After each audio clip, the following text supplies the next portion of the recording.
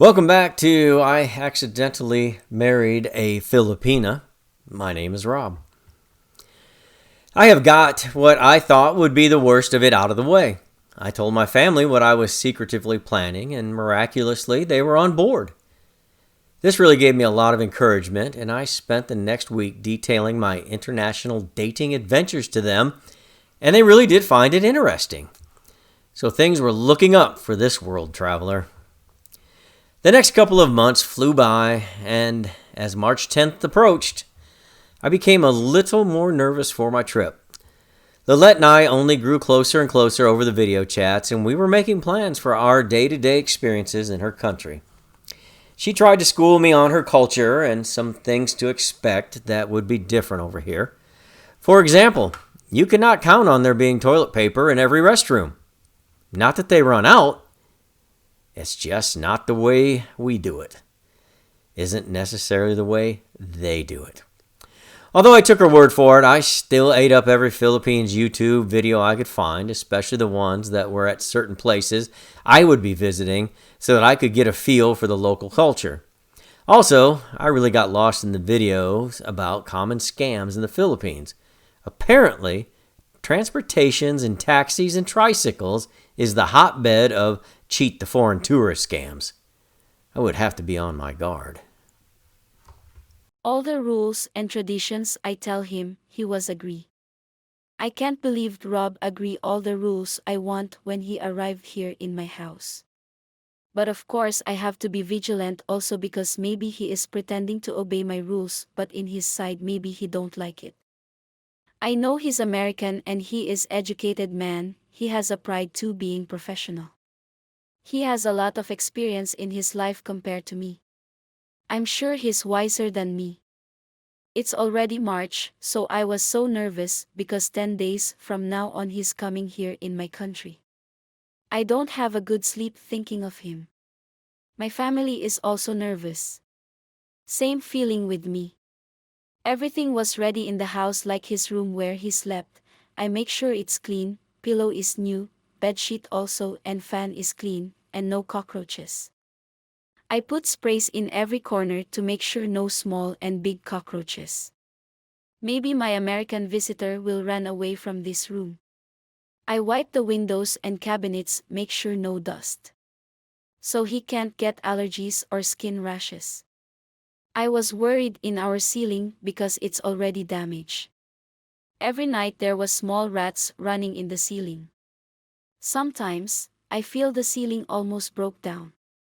I'm sure he can't sleep good or maybe he will be scared, or maybe he will think I'm too poor. I also clean the bathroom, the door, the floor. The bathroom don't have a hot water. I also clean the kitchen. But I don't have a coffee maker. It's only a teapot to heat water. I'm sure he will feel cold in our shower. But even we don't have a nice quality of house, I make sure everything was clean. I'm sure Rob has a lot of experiences in my house while he stays here. I'm sure he will learn Filipino life soon.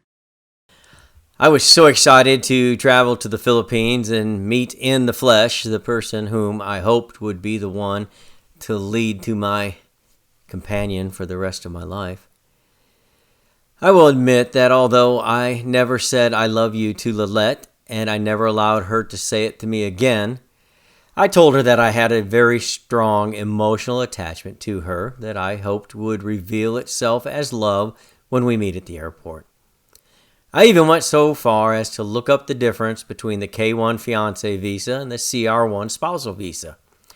I did not buy an engagement ring, but the thought did cross my mind. Our chats were getting much more serious as we led up to March 10th. Both really wanting to say I love you, but both following the rules set forth. Really, I just didn't want to set the expectations too high.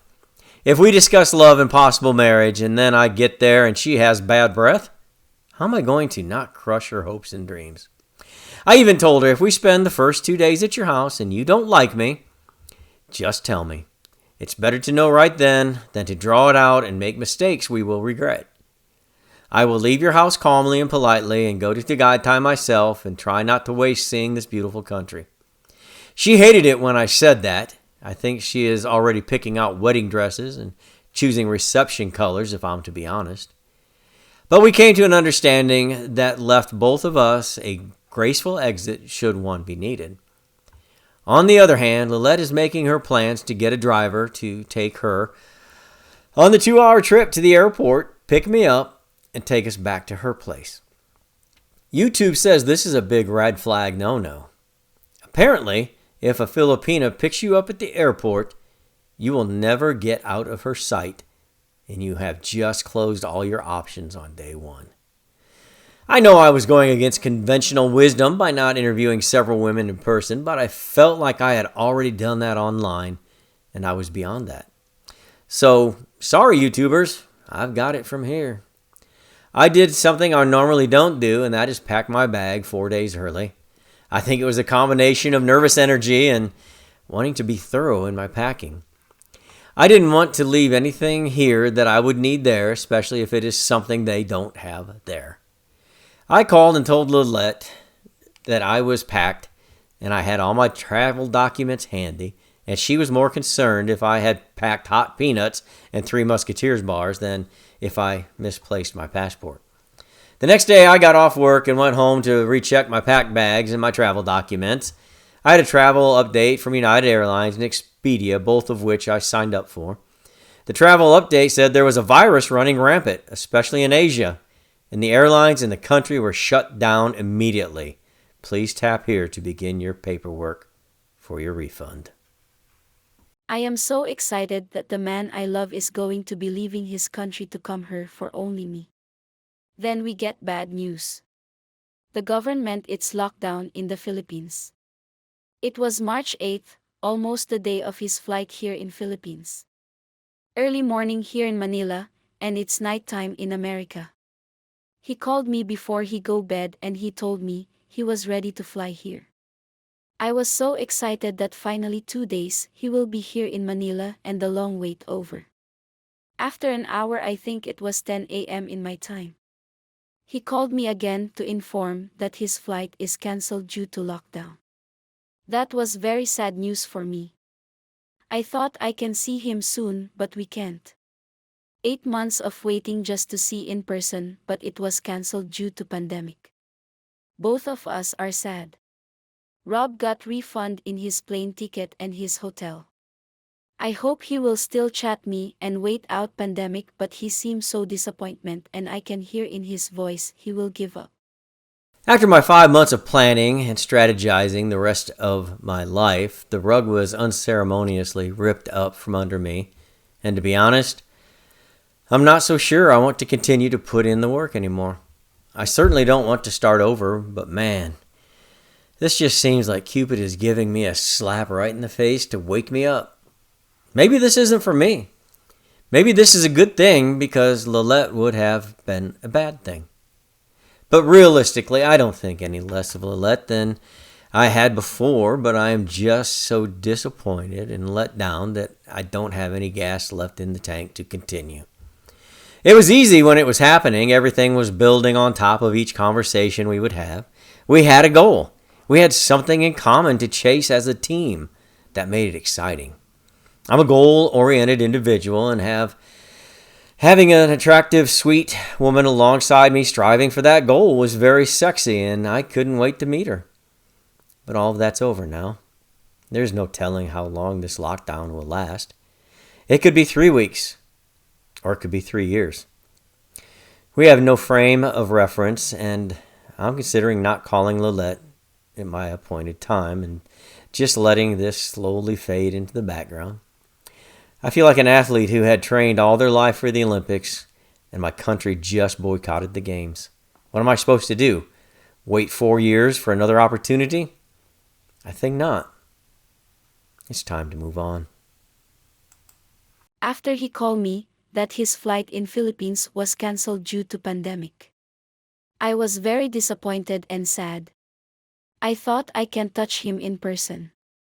I also told my family that Rob can't be here in Manila anymore because of pandemic. They feel sad and tell me maybe you and Rob is not destined for each other because of pandemic. I don't want to believe it. I know Rob is for me. I really missed him. I feel I have a strong feelings with him. I thought my family did not understand my feelings because they are not in my situation. We talk 8 months. We make plans. My family not looking my happiness. I think they want me to be caregiver to my mom only, and maybe because Rob has different culture with us, I think they scared of him. I just keep silent and I go to my room so sad. I hug the pillows and blanket and ask, why does it happen to me? Why does the time is so unfair to me? I have so much of questions. I feel that I will losing Rob and my only chance to married. The world is a scary place right now. Conflicting information, people dying, complete countries shut down. I see what is happening and I understand one thing. I got this close. This close to what could have been my one last shot at true happiness. I put in the effort. I put in the time. I was as fair as I could be.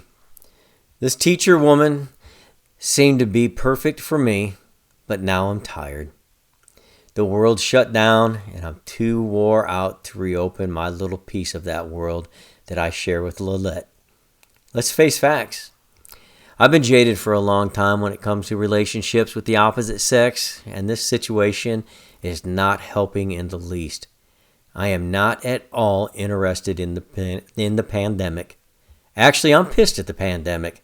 How dare you take the one good, honest woman that I have had in my life and keep her from me?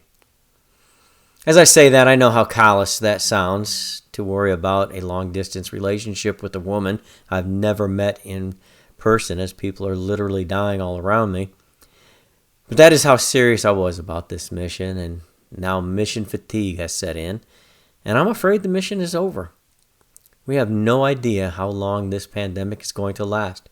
It could be 3 months, it could be 3 years, but who knows? There's one thing I do know for sure. I'm sure as shooting not sitting in front of the computer being a chat mate to a woman I've never met for however many months or years it takes. I'm finished. I quit. I'm not making any more twice a day awkward video chats, and you can take that to the bank. I don't want to lose Rob. He is such a good man and he respect me. I did my best to be good woman to him, even if only online. I don't want to give up on him because of pandemic. We had a very nice attachments every day for 8 months. I feel he's tired and sad. I feel he want to give up on me. I know he feel for me how I feel for him. My family say just let him go. There is no future with pandemic. Just give up on your dream of a husband and your dream of America. You should stay here and care for our mom. We have husbands. You have care for our mom. It will be your role in the family. I stay silent from respect for my eldest sister, but I want to scream at them all. What about me? What about my feelings? You all have husband. Why I can't have husband? I run to my room and slam door and call Rob, but he not answer. I do not have much faith in my future. As I cry, I pray for God to let me stay with Rob no matter what this pandemic brings. I'm finished. I quit. I'm not making any more twice a day awkward video chats, and you can take that to the bank. Well, apparently the bank was closed as well, and I ate every single one of those words. As it turns out, I was much more attached to Lillette than a guy who is in a relationship with a chatmate should be. As the pandemic carried on, most everything stayed shut down, and it was a bit scary. Too many unknowns, but what I did know for sure was Lillette loved me. Even though I wouldn't let her say it, she loved me. And she was willing to call me every day, twice a day, and keep me connected. She really put in the work. I'm really not one to talk on the phone too long just because I don't care much for small talk. Just get to the point and let me hang up. After 2 years of talking online because it's pandemic, our relationship was getting stronger. I did my best to save our relationship. I feel he did same way with me. But sometime, I feel scared and nervous that one day when I woke up he's gone because he gave up our relationship. Nobody knows when this pandemic will be over. Everybody are using internet by means of communication to connect their loved ones international or local.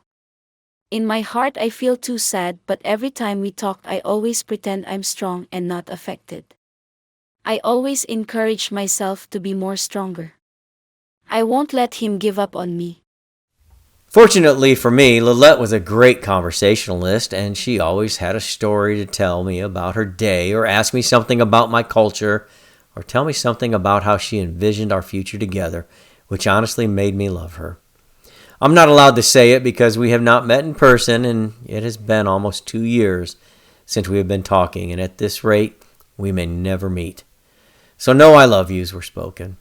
I am a teacher, and our schools have been shut down this whole time, so I've kept myself busy with a home builder friend designing my retirement home on some property I bought. Construction would start soon, and to prepare for that, I had time before I sold my current house in town to rip out both bathrooms and remodel them, as well as a cosmetic remodel on the kitchen. I also went to the local park nearly every day with Russ or Mitch to hike and stay in shape. So between all that and Lillette, I was keeping my mind occupied, but a man can only go so long without the soft, warm touch of a loving woman, and therein lies the problem. Lillette and I are approximately 2 solid years into our long-distance relationship at this point. Late summer of 2021, and she is surpassing my expectations every month that goes by. You have to understand that the only shared experience that we have is talking on video. Imagine if you were in a relationship and you didn't have traveling together to talk about, or making dinner together, or gossiping about common friends, or fixing up your house together, or weekly Friday night date nights to quibble about. We literally have recycled everything we could possibly think of to try and keep our chats fresh, and yet every day, twice a day, she made the effort. I was heavily invested in Lillette. Not just emotionally, but I have been sending her boxes full of goodies every month to 6 weeks as the post office has slowed down. I was still getting paid by the school system, so $50 to see her light up every time I show her the postal receipt, and then another time when she opens the box to see all of her American favorites there is not a strain on my finances. I think it gives her a little flex on her friends and family to show off how much I care via chocolate bars, and seeing her light up like a kid on Christmas really makes me feel good. I'm still looking at Philippines YouTubers every chance I get to be as educated as I can about the culture, and conversely about the scams. The number one red flag is when your Filipina asks for money. It always starts small. My mom is sick and I need $50 for medicine and the doctor. Then the Carabao gets sick and I need $100 for the vet and the medicine. Then I can't pay the rent. I need $250, etc., etc. I think most men in the U.S. would not sneeze at $50. I spend that much on wings and beer at Hooters on Saturday night and not even notice. Even 100 wouldn't be a terrible loss to the bottom line. It is a slow drip, drip, drip that you don't notice until you turn around and you realize you're sending your house payment to the Philippines every month, and you don't even know if this woman is married, single, or a lesbian. And by that time, it's too late. And when you question her, she knows the jig is up, and she blocks you, and after 2 years and $5,000. Lillette has never asked me for money, not a peso. Mind you, as a teacher, she makes 15,000 pesos a month. So one day, we're talking, and she said that if she can save 20 pesos per month, after 6 months, she can afford to pay the tricycle fare and go to the local mall and have a small lasagna and a small ice cream cone. It is her goal to save, so twice a year, she can have her 2 favorite foods instead of rice and vegetables every day. Every YouTuber this side of Manila will tell you the number one red flag is money. Don't do it. Money blinds the Filipinas and changes them. But to hear Lillette say she has to save for 6 months to have a small lasagna and a small ice cream broke my spirit. So I downloaded the Western Union app on my iPhone and I sent her $50 as she slept. I took a picture of the tracking number and sent it to her and told her to go to the mall and have whatever she wanted. She woke up and called me immediately and questioned me about the money. Her first words were, "What is this? I didn't ask for any money." To me, that was a good sign. I told her boxes were taking so long, so I wanted to surprise her and make her otherwise boring day be a fun adventure. She acquiesced and thanked me. She did not seem overly appreciative, but she did seem thankful. For someone who sometimes has to choose between eating and paying the light bill, which is a true story, I thought cold hard cash would garner a bigger reaction. But what do I know? One summer day here, my friends wants us to go hiking in the mountain, riding a boat and swim in the river. I was so excited going there. It will be my first time to go hiking, boating and swim in the river. I never think I don't have a jogger to wear. I wore my leggings, hat and sunglasses. The day was over with too much excitement. When I told Rob about what happened for the day and what I wore, he asked me, why not wearing a jogger during my hiking like everyone else? I told him, it doesn't matter, I don't have that pants. Jogger are trending and expensive here. The important is I'm happy.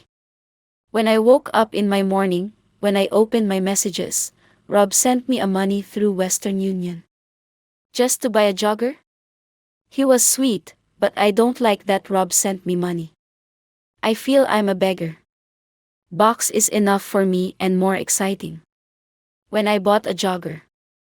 It's my first jogger. I was thankful with Rob.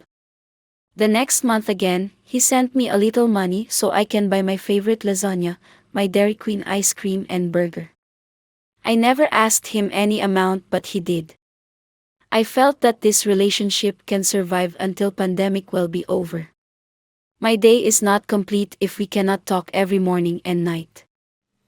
When I woke up the next morning, she had sent me a picture of where she had picked up the money and 2 more pictures of the small lasagna and small cone, both with receipts on how much she spent. Odd, but okay. I took my shower and got a cup of coffee and called her back about her mall adventure. She told me every detail of her dining experience. She got her small lasagna and a glass of water at a place called Greenwich, and her small ice cream from Dairy Queen.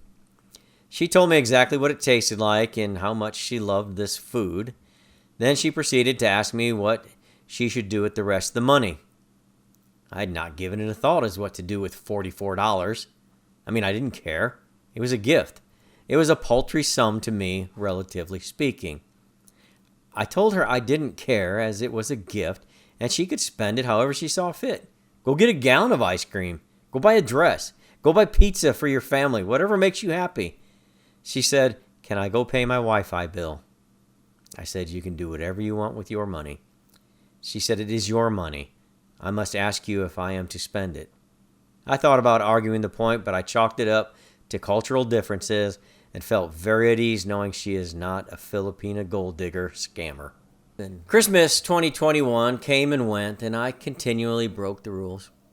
I sent an oversized box of goodies and Christmas presents for Lillette and chocolates enough for her whole family, and it cost about $70 just for the postage.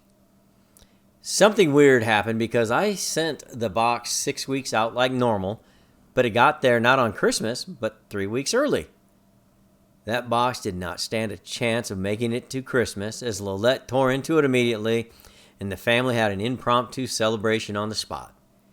Lillette took lots of pictures and sent them to me, thanking me profusely and sending her family's warm regards as well. Seeing the sheer joy in all of their faces really made me feel like I was loved by her and her family, and although it was probably just the surprise of American snacks and sweets, it still drew me closer and closer to Lillette. I waited until a few days before Christmas Eve and sent Lillette $100 via Western Union because you really should have something for Christmas, and my box had arrived just in time for Thanksgiving. So I felt obligated, and it 'tis the season. So I let my generosity fly. Lillette was grateful, but she still preferred the excitement of receiving a box over money. I had just sent her a third of her monthly salary, and she keeps proving her character to me over and over again. December 2021, Rob surprised me a Christmas box. He sent a receipt from postal office. I never asked anything from him for this Christmas, but he did. I feel so excited what's inside the box. I asked him, but he kept telling me, I forgot. I asked him because I'm excited. Actually, Rob is the first person sending me a Christmas box like this. He makes me happy all the time and he sent me some foods that I never had before in my younger days. Sometime gazing his box inside, it makes me cry. I can say this, chocolates I cannot eat this, because I don't have 1 peso in my pocket. I can have 1 peso but I need to harvest a lemon juice and sell it to the market. I can have a pair of shoes but I have to save money for almost half of the year to buy shoes. But Rob was so generous with me.